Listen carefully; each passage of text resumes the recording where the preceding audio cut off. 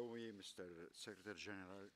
Today marks a critical moment in our six-point plan for ending the violence in Syria and for creating the conditions for an inclusive political solution that meets the democratic aspirations of the Syrian people. As of this afternoon, as of this moment, the situation looks calmer. We are following it very closely.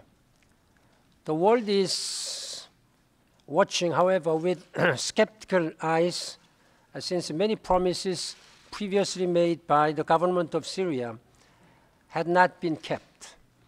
The onus is on the government of Syria to prove that their deeds will be matched by their deeds. Their words will be matched by their deeds at this time. Once again, I call on the government of Syria to fully implement its commitment under the six-point plan. Association here in Geneva, I want to... Too many lives have been lost. It is time to stop the killing. I appeal to all friends of Syria to exercise a maximum influence in halting this tragic conflict. Of troops and tanks still in the cities. If we are to stop Syria's descent into chaos, the international community must speak and act as one. Malien actuel de transition a dit qu'il n'hésitera pas à mener une... It is difficult to fully assess the situation on the ground in the absence of the UN observers.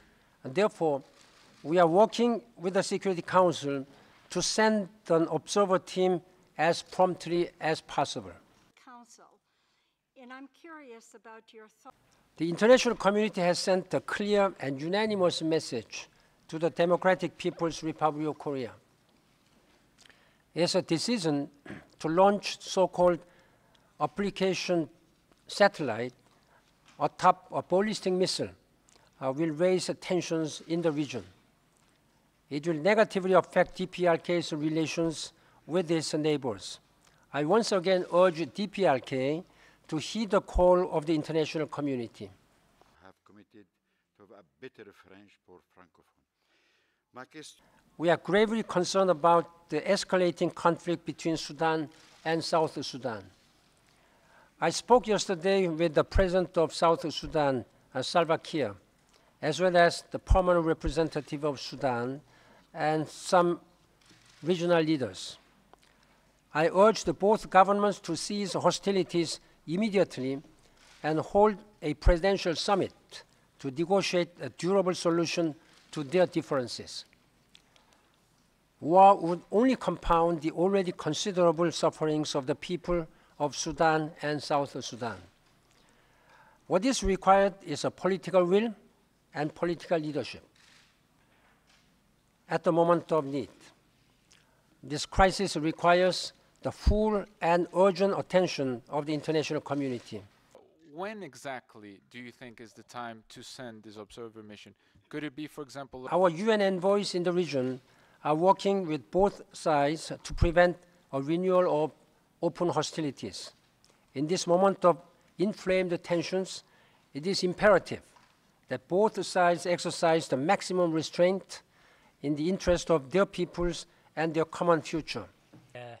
Seeking for another Security Council resolution. On humanitarian front, the number of refugees fleeing to neighboring Turkey and Lebanon in recent days is surging. An estimated 1 million Syrians need humanitarian assistance. Discussions are ongoing about how best to help them. In coordination with the Syrian Arab Red Crescent, the United Nations is already delivering supplies to displaced persons in Tartus governorate in western Syria. The whole United Nations system will continue to do its utmost to help alleviate human suffering.